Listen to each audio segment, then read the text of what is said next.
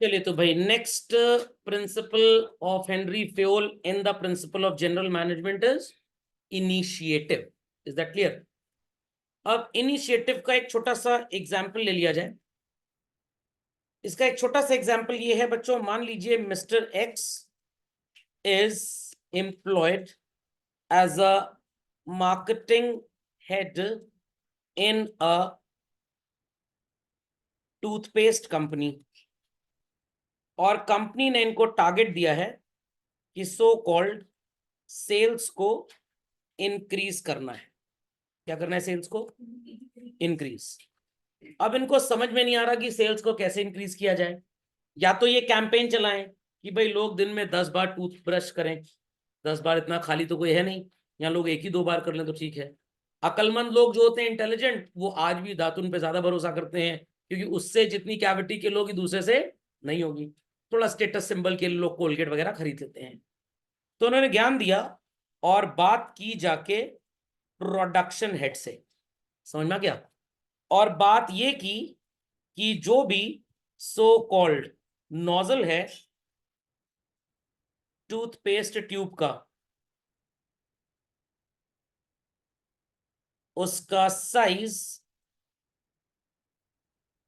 2 mm increase कर दिया जाए। तो नोजल का साइज अगर 2 mm इंक्रीज कर देंगे तो लोग तो उतना ही प्रेस करेंगे। कंपनी लिख के तो देगी नहीं 2 mm नोजल का साइज इंक्रीज है तो देख समझ के टूथपेस्ट निकालें। लोग उतना ही खचड़ खचड़ दबाएंगे, और कुछ तो पूरा लेप वेप लगा लेते हैं। Is that clear? एकदम छोटी सी क्वांटिटी चाहिए होती है। बट खैर लोग तो हैं गवाह टाइप के हिंदुस्तान में। समझ में आ गया? मैं अपनी और आपकी बात नहीं कर रहा हूँ, बाकी लोगों की बात कर रहा हूँ।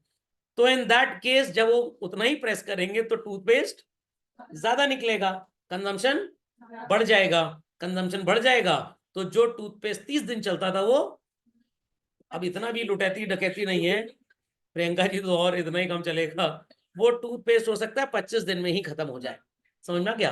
तो this way the sales would increase. पहले कंपनीज आती थी और 30 डेज का रिचार्ज करती थी। बाद में कंपनीज ने सोचा कि ये 30 डेज का रिचार्ज की बजाय अगर 28 कर दें तो रफली तो 1 महीना ही होगा, बट साल भर में 13.5 रिचार्ज होंगे इंस्टेड ऑफ 12 रिचार्जेस। तो this is called as what? Initiative to do something new. तो अगर एम्प्लॉय को फ्रीडम दी जाए कुछ नया करने की बच्चों, तो इन दैट केस अगर वो कुछ नया करता है और उससे कंपनी के प्रॉफिट बढ़ जाते हैं तो कंपनी सो कॉल्ड उसको इंसेंटिव भी ज्यादा देगी। खोपड़े में बात गई। What is the meaning of initiative? नहीं समझ में आया? पक्का? तो जब कोविड स्टार्ट हुआ हमारे देश में, काफी इंस्टीट्यूशंस ने सोचा कि भाई अब कैसे एजुकेशन की जाए, कैसे बच्चों को पढ़ाया लिखाया जाए। तो किसी ने इनिशिएटिव ले लिया कि भाई ऑनलाइन लेक्चर रिकॉर्ड करके यूट्यूब पे डाल दें। किसी ने इनिशिएटिव ले लिया कि भाई लेक्चर अगर ऑनलाइन नहीं भी है तो भाई लाइव क्लास ले सकते हैं। किसी ने जूम यूज किया, किसी ने वेबएक्स यूज कर लिया सिस्को का, किसी ने माइक्रोसॉफ्ट का टीम्स यूज कर लिया। सबने अपने हिसाब से कुछ ना कुछ काम किया। Everything stopped but education didn't stop. Sir इसी बात का दुख था। अगर स्टॉप हो जाता तो इस समय 10वीं की तैयारी कर रहे होते 12वीं की जगह, कम से कम और रेस्ट कर लेते 2 साल। तो नालायकों ये सोच लो 2 साल की तनख्वाह भी तो कम मिलती अगर लेट पढ़ाई कंप्लीट होती तो। समझ में आई बात या बिल्कुल भी नहीं है बात? तो इनिशिएटिव का मतलब समझ में आ गया? तो जैसे मेरे को लगा कि भाई बोर्ड एग्जाम में आजकल एमसीक्यू की बाहर आ गई है। बच्चे कहेंगे सर काफी दिन से एमसीक्यू का पेपर आया नहीं। नहीं नहीं, अकाउंटेंसी का ही बन गया पूरा, फंडामेंटल का कंप्लीट हो गया, परेशान ना हो। Got it clear? 110 क्वेश्चन तैयार हो चुके हैं, एक से एक धुरंधर क्वेश्चन बने हैं। तो इन दैट केस ये इनिशिएटिव था जो मैंने सोचा कि भाई एमसीक्यू क्वेश्चन में प्रैक्टिस कराई जाए। तो लास्ट सेशन में 11th वालों को मौका नहीं मिला, बट इस सेशन के 11th वालों को मौका मिल रहा है। तो this is called as what children? Initiative. समझ में आ गया इनिशिएटिव का मतलब क्या है? To plan to do something new, a novel idea. तो इनोवेशन लाना सो कॉल्ड एम्प्लॉइज के अंदर तभी हो पाएगा जब आपका एम्प्लॉय थोड़ा सा इनिशिएटिव ले, और इनिशिएटिव तब लेगा जब आप उसको इंसेंटिव बेस्ड रेम्यूनरेशन देंगे। तो इस मिस्टर एक्स की सैलरी शायद 10-15% बढ़ गई होगी। What it clear? और ये सच्ची घटनाओं पे आधारित है चिल्ड्रन, इसमें कहीं भी झूठ नहीं है। आप गूगल करेंगे आपको पता लग जाएगा। और ये प्राइसिंग थ्योरी जो आजकल की दलित रापे की बन गई है, प्राइस ना बढ़ाओ चीजों का, साइज कम कर दो। पहले इतनी बड़ी 5 स्टार आती थी 5 रुपए की, अब वो एक्लेयर की जो ट्रॉफी होती है 2 रुपए की, उससे बस उसकी थोड़ी बड़ी बहन लगती है वो देखने में। तो they have not increase the price, they have reduce the quantity. Maggi का पैकेट देख लीजिए, मैकडोनल्ड का बर्गर भी बीच में रिड्यूस हुआ था, सेल गिरने लग गई, औकात समझ में आ गई कि बर्गर किंग बड़ा बर्गर बेच रहा है, वापस से साइज बढ़ा दिया। सर हम समझ गए। अब आप सर आप 1 घंटे क्लास में, आप 40 मिनट निपटाते रहिए। Got it clear? समझ गए सब लोग इनिशिएटिव का मतलब? तो झटपट लिख लें जरा।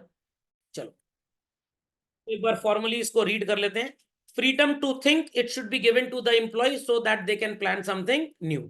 सो powerful motivator of human behaviour and the source of strength. अगर आपका ऑर्गेनाइजेशनल हेड आपको कुछ नया करने की पार देता है तो आप डेफिनेटली कुछ नया करेंगे। बट आपको लग रहा है तनख्वाह तो मेरे को उतनी मिलेगी, जाए भाड़ में, मैं काहे सोचूं कुछ। तो दिमाग तब चलता है जब पैसा आने की बात होती है, नहीं तो दिमाग खर्राटा मोड एक्टिवेटेड, वो सोता रहता है। Encouraging initiative is likely to motivate the employees to work better.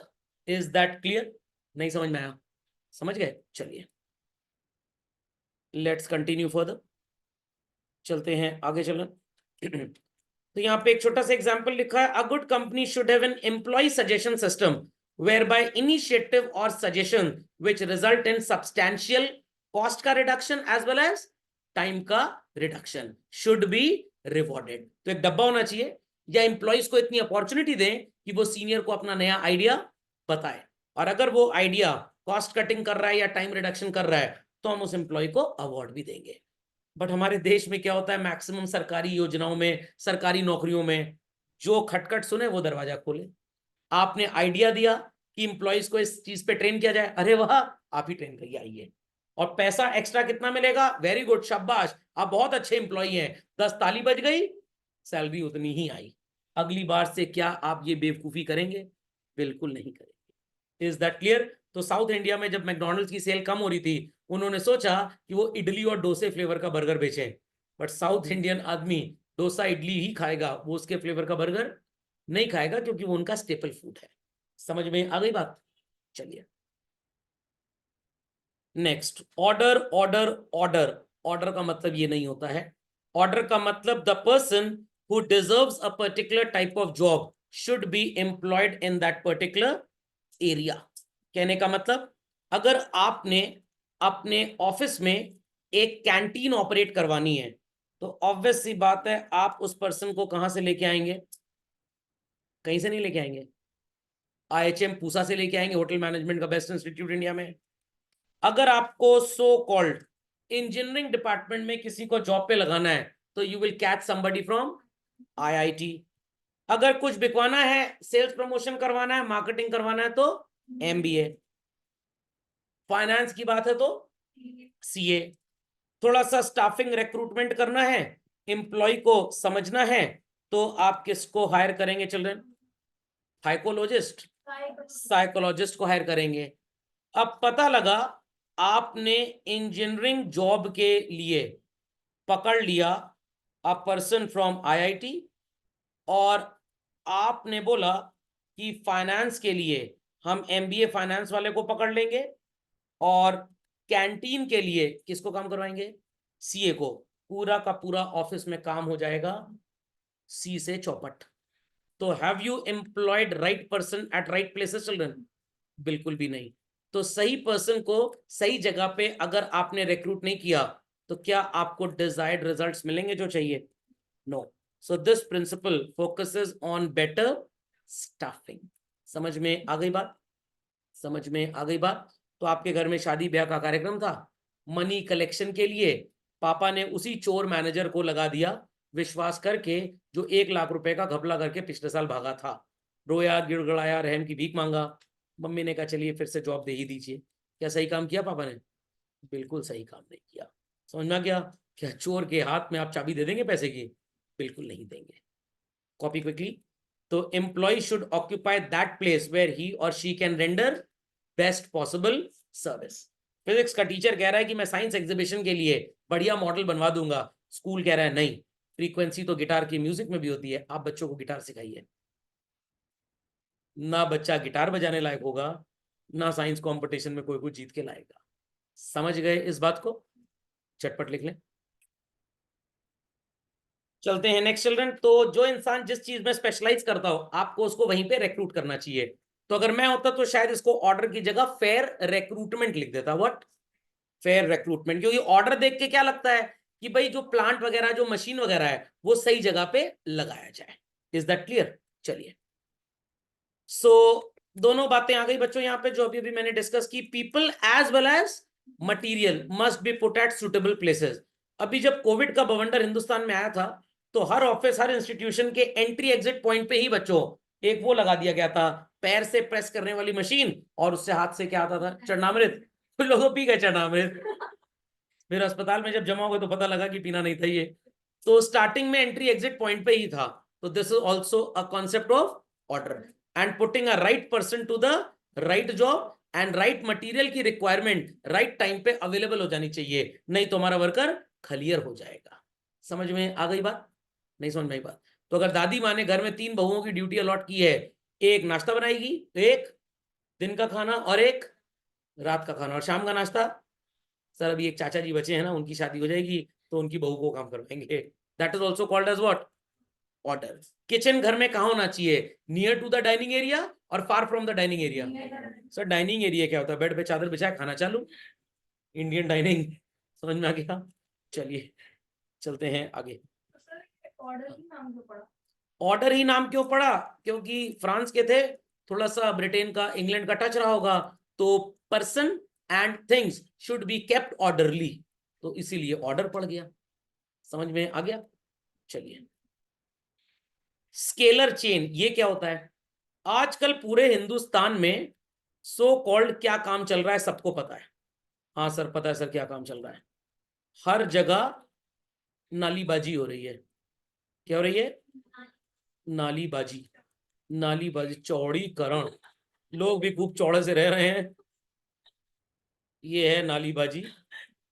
समझ में आ गया? क्या? चलिए, अरे 3D बना दिया मैंने डायग्राम। चलिए, नालीबाजी चल रही है। अब मान लीजिए कि ये आपका घर है। बच्चे कहेंगे कहाँ है हमारा घर? बस आ रहा है आपका घर। घर में लेडीज ज्यादा है इसलिए घर में पिंक कलर का पेंट करवा दिया गया है। जेंट्स थे तो बराबर ही, बट उनकी चलती नहीं थी एज यूजुअल हर घर में। ये आपका घर है। अब आपको घर से बाहर रोड पे आना है। तो बच्चों रोड पे आने के लिए, ये जो बेवकूफ हंसते जा रहे हैं क्लास में, ये अगर समझने पे ध्यान दें तो ज्यादा फायदा होगा। आपने लगा दिया व्हाट इज कॉल्ड एज पटरा। क्या लगा दिया बच्चों? पटरा। एंड दैट पटरा is helping people to move from house to the road easily and effectively. Yes or no? Yes sir. ये जो पटरा होता है बच्चों, इस पटरे को आप बढ़िया अंग्रेजी की भाषा में जो नाम देंगे दैट इज प्लैंक। क्या नाम देंगे? प्लैंक। इसी से हमारा स्केलर चेन प्रिंसिपल थोड़ा सा कामकाजी हो जाता है, नहीं तो ये था एकदम दलिद्दर। कैसे कामकाजी हो जाएगा? ऑफिस में ढेर सारी लेडीज एम्प्लॉयड हैं, जैसे बैंक्स वगैरह में नहीं होता, बैंक को पिंक ब्रांच बोल देते हैं। चलिए, तो अब यहां पे आपको नजर आएगा कि भाई persons are employed. This is mister A, this is B, this is C, this is D, this is E, and this is F. It is G, H, I, J and K. अब अगर department B वाला person या B department में जो person काम कर रहा है या किसी डिपार्टमेंट में मिस्टर बी काम कर रहे हैं, इनको बात करनी है मिस्टर आई से, तो इनको सीनियरिटी फॉलो करनी पड़ेगी। पहले ये जाएंगे सी के पास, सी से डी के पास, डी से ई के पास, ई से एफ के पास, फिर एफ से जी के पास, जी से एच, एच से आई, आई से जे। बट अगर कोई ऐसी व्यवस्था बना दी जाए जिससे मिस्टर बी डायरेक्टली कांटेक्ट कर लें मिस्टर जे को, हिंदुस्तान में उसको जुगाड़ बोलते हैं, जुगाड़। समझ में आया? नहीं समझ में आया? समझ में आ गया? तो हिंदुस्तान में this is called as what? Jugaad. इसको एक्चुअली डिफाइन किया गया है what is known as gang plank. समझ में आ गया बच्चों? तो हिंदुस्तान का jugaad is known as gang plank. But अगर आपसे एग्जाम में क्वेश्चन पूछा जाए 12वीं में, what does this line represent, और बच्चा लिखा है जुगाड़ है मैडम, ये तो जुगाड़, अंडा मिलेगा आपको, जुगाड़ से भी नंबर नहीं मिलेंगे। क्या लिखना पड़ेगा? Gang plank. तो एक बार एक अंग्रेज इंडिया में देखा, उसकी बाइक खराब हो गई, मैकेनिक के यहाँ गया। मैकेनिक ने कहा कि भाई सामान ये जो है बड़ा महंगा है, मैं जुगाड़ लगा के ठीक कर देता हूँ। उसने सही कर दिया। ब्रिटिशर्स को लात मार के हम लोग ने भगा दिया, वापस चले गए विदेश, वहां पे फिर बाइक खराब हो गई। तो वहां पे मैकेनिक ने बोला this part has to be replaced. कह रहे no no no no, use that what I got used in India. What? There the person use some item called as jugaad, you also use jugaad and the bike will be mended. समझ में आया कि नहीं आया? नहीं समझ में आया? समझ में आ गया? Chain of superiors ranging from top management to lower management. तो बीसी के पास जाएगा, सीडी के पास जाएगा, डीई के पास जाएगा, ईएफ के पास जाएगा, एफ जी के पास, जी एच के पास, एच आई के पास और आई जे के पास। सर समझ गए? हमको दादाजी से पैसे लेने हैं, बट पहले आपको मम्मी के पास जाना पड़ेगा, मम्मी पापा के पास, पापा दादी माँ, फिर दादाजी आपको पैसा देंगे। बट आपने दादाजी से बोला वो जो परसों 2.5 किलो लड्डू आया था ना, आप उसमें 4 लड्डू खाए हैं, या तो पैसा दे दी, नहीं तो मैं जा रहा हूँ दादी से जाने। अरे ऐसी क्या बात है, तुरंत आके लो। तो आपने इस चुगलखोरी को किस तरह से यूज किया? Gang plank. तो ये ऐसे ऊपर जाना है, ऐसे नीचे आना है फॉर्मल, और डायरेक्ट आ गए तो इनफॉर्मल। समझ गए गैंग प्लैंक का जिक्र? नहीं समझे? समझ गए? झटपट लिखें इसको बच्चों। Is that understood what is the meaning of plank? So there should be a clear line of authority, कौन कहां जाएगा। बट अगर उसको बाईपास करना है तो गैंग प्लैंक एक तरह का स्केलर चेन का एक्सेप्शन है। तो स्केलर चेन और गैंग प्लैंक में डिफरेंस नजर आ गया सबको? तो फ्रॉम सुपीरियर टू सबऑर्डिनेट जो कम्युनिकेशन होगा that is scalar chain. But उसको बाईपास कर दिया, उसको एक्सेप्शन लगा दिया, सीधे जुगाड़ बन गया, it becomes what children? Gang plank. समझ गए इस बात को? लिख लीजिए झटपट फास्ट। तो समझ गए सब लोग भाई गैंग प्लैंक का मतलब? तो gang plank is informal whereas scalar chain is formal. में बात गई। तो मान लीजिए कहीं पे आग लग गई, तो वो जो फायर ब्रिगेड वाली गाड़ी होती है, बाय अथॉरिटी उनको पहले वाटर फिल करना है फिर आना है, बट उनको पता है कि इसमें टाइम बहुत लगेगा, तो जहां पे आग लगी है पड़ोसी से ही पानी मांग लिया। What they are doing? Gang plank कर रहे हैं वो लोग। ओके चलिए, तो formal is scalar chain, informal is gang plank. अब यहाँ पे ये चीफ है, इस एम्प्लॉय तक जाना है, तो she will inform to him and he will inform to him. ये डायरेक्ट अगर इनसे कुछ बोले तो इट इज गैंग प्लैंक। खोपड़े में बात गई। तो मान लीजिए किसी बच्चे की स्कूल में अटेंडेंस शॉर्ट है, तो वो मैटर क्लास टीचर के पास मॉनिटर लेके आएगा, क्लास टीचर उसको कोऑर्डिनेटर के पास लेके जाएंगे, कोऑर्डिनेटर प्रिंसिपल के पास लेके जाएंगी, फिर प्रिंसिपल डिसाइड करेंगे कि इसको एग्जाम देने मिलेगा या नहीं मिलेगा। ये क्या हो गया? Scalar chain. बट सीधे उस बच्चे को प्रिंसिपल ने बोला दलित कहीं के, कल से स्कूल ना आना, 1 हफ्ते का तुम्हारा सस्पेंशन है। अंग्रेजी ज्यादा आती नहीं थी, घर जाके बोला मैं छुट्टी दी गई 1 हफ्ते की।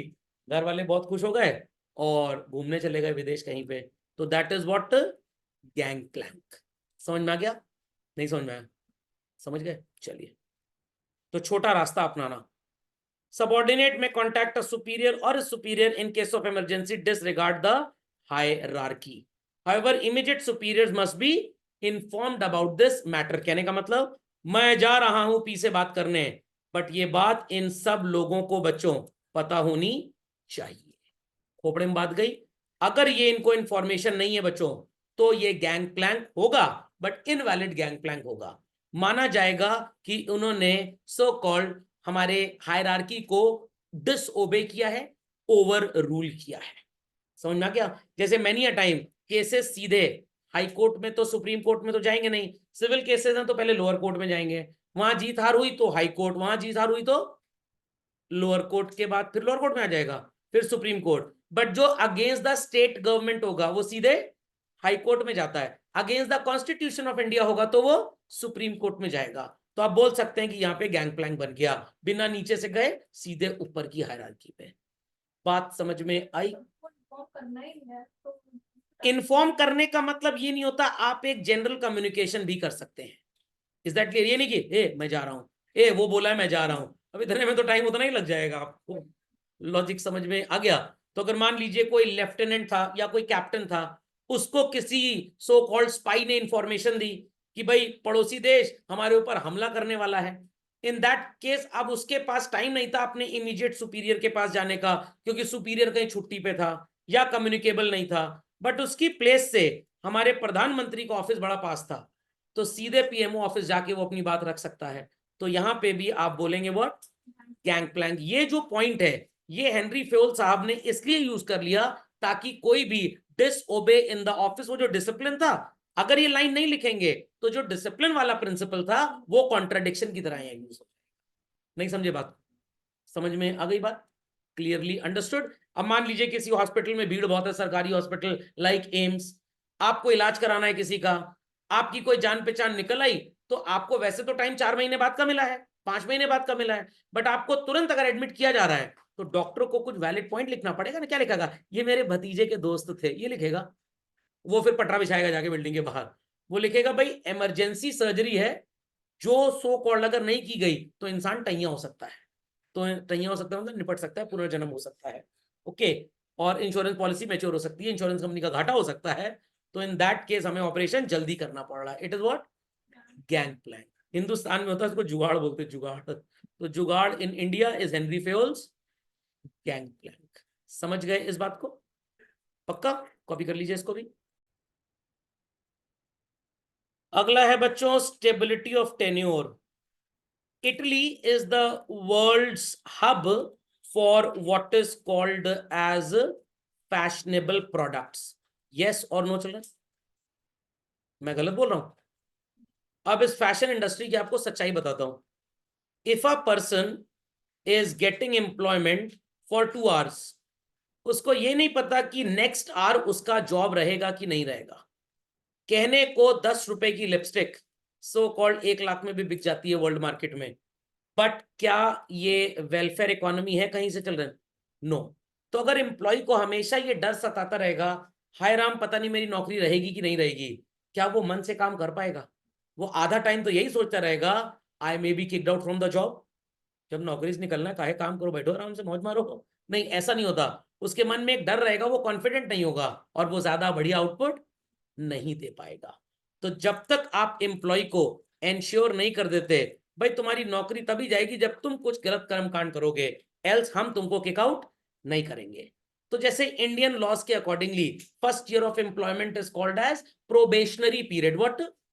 प्रोबेशनरी मतलब आप ट्रेनिंग पे हैं, उसके बाद हम आपको कंफर्म कर देंगे। सर फर्क क्या होता है? अगर आप टेम्परेरी इंप्लॉइज हैं तो प्रैक्टिकली आपको कोई मेडिकल लीव वगैरह नहीं मिलती है। सर बीमार हो गए तो तनख्वाह कटवाओ, क्योंकि कुछ लोग इसका इलेजिटिमेट एडवांटेज उठाते हैं। आपको अगर कोई स्टडी लीव या स्पेशल लीव चाहिए, कुछ नहीं मिलेगी। फायदा होता है, अगर नौकरी छोड़नी है तो 1 महीने का नोटिस देना है।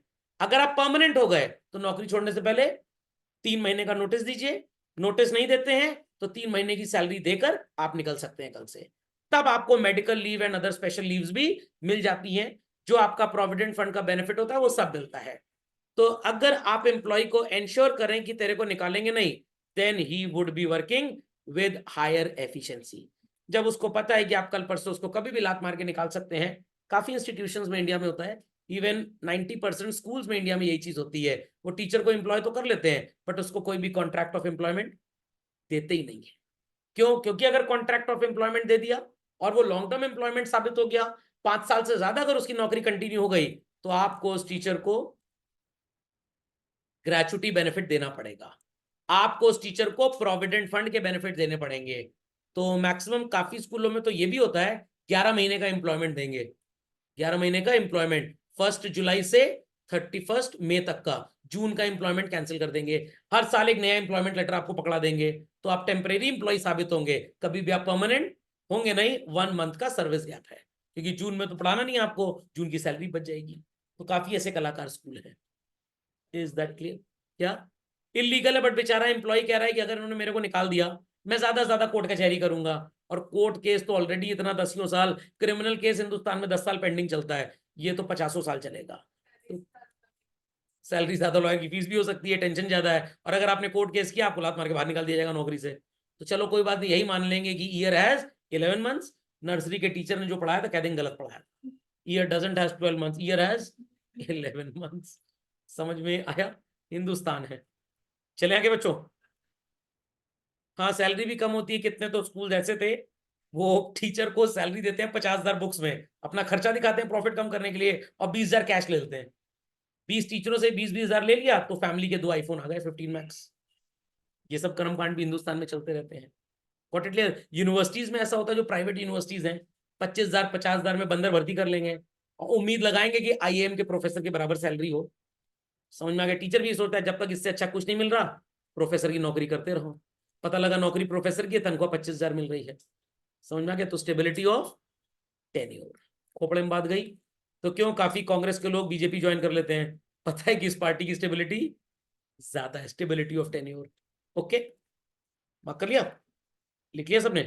तो अगर सर्विस पीरियड आपका फिक्स कर दिया जाए तो आपके मन में जो डर है वो पूरी तरह से समाप्त हो जाएगा। चलूं आगे। Subordination of individual interest to general interest. आखिरी प्रिंसिपल टेलर साहब का अगर याद हो, क्या था आखिरी प्रिंसिपल? बताइए बताइए बताइए। क्या क्या क्या? प्रॉस्पेरिटी एंड ग्रोथ, ये कोई principle? Development of, development of his or her person greatest level of efficiency. मतलब अपने बारे में ना सोच के संस्था के बारे में सोचे। इंस्टीट्यूशन डेवलप करेगा तो आपका डेवलपमेंट तो हो ही जाएगा। जैसे अगर आपने थोड़ा सा डिफेंस के बारे में जाना हो तो डिफेंस में बोला जाता है first and foremost everything should be for country. Thereafter, you should have what is called as courage. और उसके बाद कुछ करिए अपने कुलीग के लिए। अब ये 3 सी आते हैं, शायद मैं कहीं पे गलत हूंगा, but first is country and then courage. खोपड़े में बात गई। कोई यूट्यूब चैनल पे सर्च कर लीजिए, को बता देंगे 3 सी क्या होते हैं। तो ये जनरली डिफेंस में बताए जाते हैं। देश सर्वोपरि है, कुछ हो जाए देश के ऊपर कुछ भी नहीं है। समझ में आ गया? तो वैसे ही भाई इंस्टीट्यूशन सबसे बड़ा है। आई रिपीट, इंस्टीट्यूशन सबसे बड़ा है। तो आप इंस्टीट्यूशन के इंटरेस्ट में काम करें, अपने पर्सनल इंटरेस्ट में कोई भी काम ना करें। झटपट लिख लीजिए। Take the example of Indian railway children. एक टीटी अंकल आए, आप गलत डिब्बे में ट्रैवल कर रहे थे, टिकट थी नहीं आपके पास, 1500 की टिकट है, आपने उनकी जेब में 500 का नोट डाल दिया। ही शुड और शुड नॉट एक्सेप्ट? पहले लोग एक्सेप्ट कर लेते थे। लालू प्रसाद यादव जी ने बोला जितना पेनल्टी काटोगे उतना प्रमोशन मिलेगा, तो वो एक्सेप्ट नहीं करेगा। What is doing? He is putting his interest at a lower level and Indian railways का interest at a higher level. समझ में आ गया? तो ये प्रिंसिपल एग्जैक्टली मैच करता है आपके टेलर बाबू के प्रिंसिपल के साथ। लिख लिया सबने? चलिए, यूनिटी ऑफ कमांड, ये सबसे धमाकेदार और ये 2 बड़े कंफ्यूजिंग प्रिंसिपल्स हैं। एक यूनिटी ऑफ कमांड और एक यूनिटी ऑफ डायरेक्शन। ध्यान से सुनिएगा। अगर आपको पापा ने भी कुछ इंस्ट्रक्शन दिया, मम्मी ने भी कुछ इंस्ट्रक्शन दिया, दादाजी ने, दादी जी ने, चाचा जी ने, चाची जी ने भी इंस्ट्रक्शन दिया, आप जाके नस काट लेंगे अपनी, क्योंकि साहब पगला गए, आप समझ में नहीं आ रहा हो क्या रहा, मैं किसकी मानूं और किसकी ना मानूं। एक चपरासी को अगर 4 हेड्स मिलके एक इंस्ट्रक्शन दें, एक कह रहा है पानी ले आओ, एक कह रहा है चाय ले आओ, एक कह रहा है समोसा ले आओ, एक कह रहा है बन मक्खन ले आओ, तो बेचारा माने तो किसकी बात माने? क्या वो किसी का भी काम कर पाएगा ठीक से? नो। पता लगा चाय वाले को समोसा दे आया, समोसे वाले को पानी दिया, पानी वाले को बन मक्खन, बन मक्खन वाले को नमकीन दे आया। तो क्या हो रहा है? यूनिटी ऑफ कमांड गड़बड़ा गया। यूनिटी ऑफ कमांड गड़बड़ा गया। समझ में आ गया? तो एक सुपीरियर के अंडर में there could be as many subordinates as possible. Logic समझ में आया चिल्ड्रन? ध्यान से सुनिएगा। एक सुपीरियर के अंडर में कितने भी सबऑर्डिनेट्स हो सकते हैं बच्चों? कितने भी?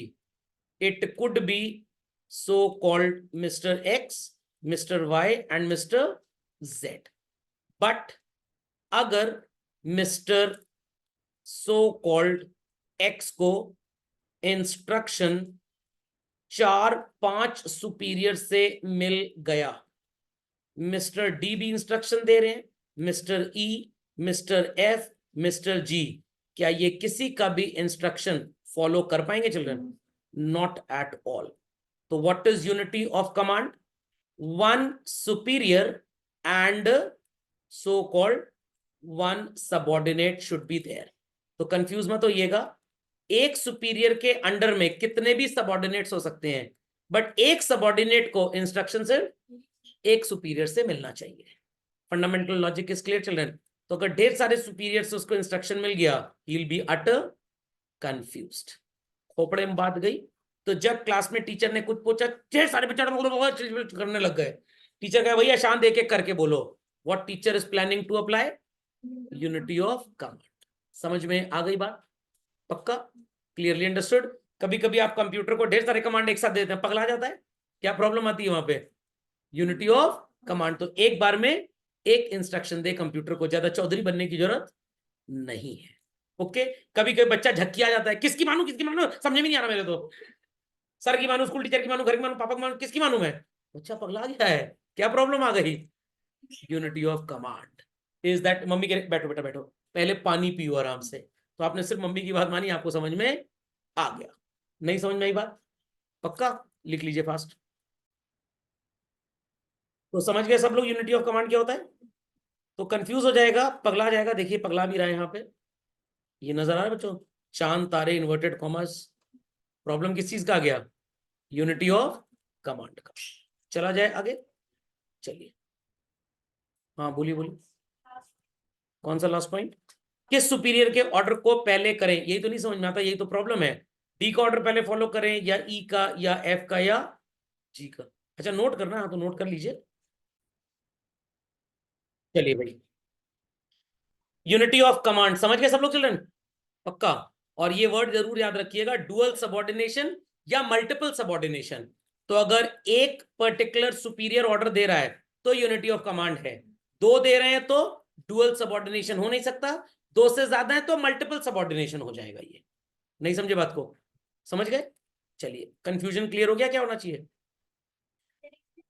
अगला प्रॉब्लम, हाँ लिख लीजिए लिख लीजिए। यूनिटी ऑफ डायरेक्शन, काफी कंफ्यूजन होता है दोनों में, unity of direction and unity of command में चिल्ड्रन। तो ये डायग्राम मैं वापस से बना रहा हूं, सबको ये डायग्राम स्क्रीन पे नजर आ रहा है? चलिए ध्यान से सुनिएगा कि इन दोनों में क्या डिफरेंस है और क्या सिमिलरिटी है। तो टेक एन एग्जांपल कि मिस्टर डी हेड है, मिस्टर ई भी हेड है, मिस्टर एफ भी और मिस्टर जी भी है। मिस्टर डी को आपने so called petrol cars department दे दिया। कौन सी कार चल रहा? पेट्रोल। ई को आपने बोला कि आप सीएनजी कार्स की सेल पे ध्यान देंगे। एफ को आपने बोला you will be working towards marketing. और सो कॉल्ड जी का काम होगा फाइनेंस डिपार्टमेंट में काम करना। तो आप जब एक पर्टिकुलर पर्सन को एक ही डिपार्टमेंट का हेड बनाते हो, it is unity of direction.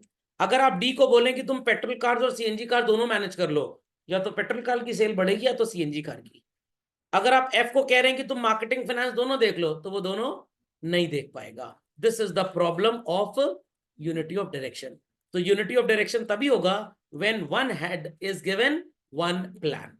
Is that clear? तो दादाजी का काम है कि भैया के लिए अच्छी वधु, अपने लिए अच्छी पड़पोती ढूंढना। पापा का काम है बैंक्वेट में जाके अरेंजमेंट देखना। और मम्मी का काम है कपड़े और ज्वेलरी की शॉपिंग करना।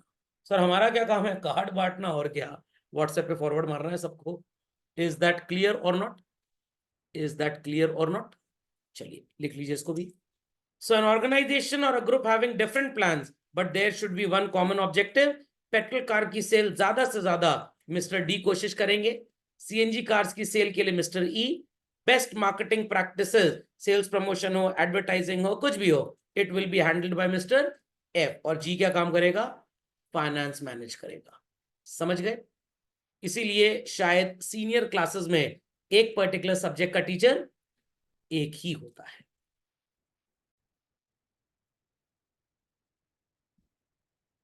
समझ गए यूनिटी ऑफ डायरेक्शन चिल्ड्रन? तो यहाँ पे साफ साफ लिखा है an organisation or a group having different plans and more than one head can not achieve the desired results. कुछ गड़बड़ लग रहा है मेरे को तो।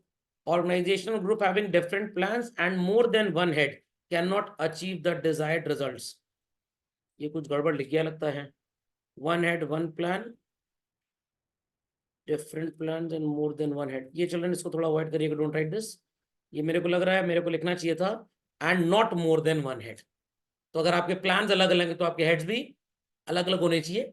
और इसी चीज को हम पढ़ेंगे जब हम बात करेंगे फंक्शनल सो कॉल्ड उसकी क्या कहते हैं स्ट्रक्चर ऑफ ऑर्गेनाइजेशन की।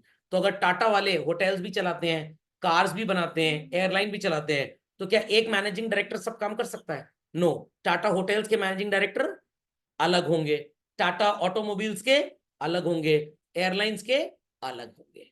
Fundamental is understood. चलिए, हाँ हाँ, अगर not more than one head होगा, यानी कि ना ऑर्गेनाइजेशन और group having different plans and not more than one head can not achieve the results. अगर मोर देन वन हेड होगा तो रिजल्ट्स आ ही जाएंगे। Is that clear?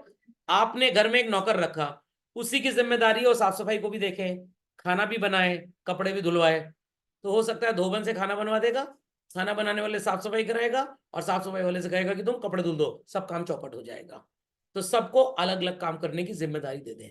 Housekeeping department अलग होगा, कुकिंग डिपार्टमेंट अलग होगा, प्लम्बिंग डिपार्टमेंट अलग होगा।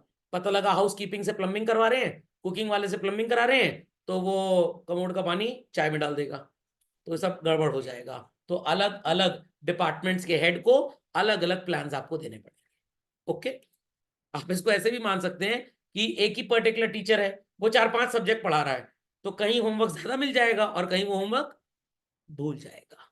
Is that understood? चलिए, और यूनिटी ऑफ कमांड का प्रॉब्लम स्टूडेंट को भी आता है। 6 सब्जेक्ट है बेचारे के पास, 6 टीचर होमवर्क लपेट के चले गए एक दिन, अब किसका होमवर्क करे किसका ना करे। तो ये सोचता है कि जो सबसे ज्यादा डांटेगा उसका पहले कर लो, जो कम डांटेगा उसका बाद में कर लो, जिस टीचर को कोई मतलब ही नहीं होमवर्क से उसका मत ही करो तो अच्छा रहेगा। कंपार्टमेंट तो है ही है। चलिए, तो ये आपको लिखने की जरूरत नहीं है, मैं एक्सप्लेन कर देता हूँ, नोट्स में ऑलरेडी है चिल्ड्रन। यहाँ पे सबऑर्डिनेट को अपने एक ही बॉस से ऑर्डर मिलेगा, और यहाँ एक बॉस के पास एक प्लान होगा। ड्राइंग को आप फिर से देख सकते हैं चिल्ड्रन। डी को जिम्मेदारी सिर्फ और सिर्फ किन गाड़ियों की सेल बढ़ाने की दी गई है? पेट्रोल कार्स की। ई को जिम्मेदारी दी गई थी सीएनजी की, एफ को दी गई थी मार्केटिंग की जिम्मेदारी, और जी को दी गई थी फाइनेंस की। ये लोगों की फंक्शनिंग से रिलेटेड है और ये पूरे ऑर्गेनाइजेशन की। तो it is to be seen कि डी ई एफ जी एक साथ मिस्टर एक्स को ऑर्डर ना दे। डी हो सकता है जेड को ऑर्डर दे दे, ई वाई को दे दे, और एफ एक्स को ऑर्डर दे दे, और जी वेट करे, जब इनमें से कोई खाली होगा तब हम इसको ऑर्डर देंगे। आप रेस्टोरेंट का एग्जांपल ले लीजिए, एक वेटर ने जिस टेबल से ऑर्डर लिया, क्या वो वेटर दूसरे टेबल को देखेगा? नो। बट अगर हमने उस वेटर को बोला कि तुमको टेबल 1 2 3 देखना है, तो वो टेबल 1 2 3 पे ही ध्यान देगा, 4 5 6 पे ध्यान नहीं देगा। तो this is unity of direction. I repeat children, this is unity of direction की वो टेबल नंबर 1 2 3 से ऑर्डर लेगा और किसी से नहीं लेगा। अब टेबल नंबर 2 पे जो बैठा है वो जेड वेटर को भी ऑर्डर दे रहा है, वाई को भी दे रहा है और एक्स को भी दे रहा है। तो टेबल वाला सुपीरियर 3 वेटर्स को उसने कॉमन ऑर्डर दे दिया, what will happen? Order repeat हो जाएगा। या टेबल डी वाले ने भी एक्स को ऑर्डर दिया, ई वाले ने भी एक्स को ऑर्डर दिया, एफ ने भी एक्स को ऑर्डर दिया, और जेड ने भी एक्स को ऑर्डर दिया, क्या एक्स किसी का भी खाना सर्व कर पाएगा टाइम पे? This is the problem of unity of command. समझ में आ गई बात? नहीं समझ में आई बात? मान लीजिए बहुत बड़ा सा आपका होटल बैंक्वेट सब है, मेरे को कॉफी शॉप का मैनेजर बना दिया, किसी को आपने रूम इंचार्ज बना दिया, किसी को आपने पार्टी लॉन का मैनेजर बना दिया, सबको अपने अपने काम सौंप दिए गए। It is what? Unity of direction. But billing her department की एक ही जगह होती है, पैसे का लेन देन एक ही काउंटर पे है, तो वो काउंटर वाला पगला जाएगा कि मैं खाने का बिल काटूं या पार्टी लॉन का बिल काटूं कि मैं क्या करूं। तो that is called as the problem of unity of. समझ गए इस बात को? तो दोनों एकदम अलग अलग हैं। What is the necessity of unity of command? Who will take instruction from whom? This is the necessity. और ऑर्गेनाइजेशन ठीक से चले तो एक इंसान को एक जिम्मेदारी दे। तो unity of direction is fixing the responsibility of the head, unity of command is fixing the responsibility of the subordinate. तो दोनों जगह फिक्सिंग द रिस्पॉन्सिबिलिटी आपका सिमिलैरिटी भी बन जाएगा। फाइन। यहां से डुअल सबऑर्डिनेशन गायब होगा और यहां से ओवरलैपिंग ऑफ एक्टिविटीज। दादाजी ने स्ट्रिक्ट इंस्ट्रक्शन दिया है, या तो दादी माँ किचन में जाएंगी या तो मम्मी किचन में जाएंगी, दोनों चली गई, या तो नमक डबल हो जाता है सब्जी में, चाय में चीनी डबल हो जाती है, दाल में घी डबल हो जाता है।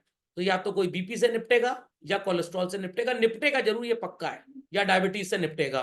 तो दादाजी is trying to do fixation of duties, मम्मी एक टाइम का किचन में काम देके दादी माँ दूसरे टाइम का, व्हाट दादाजी is trying to do, unity of direction.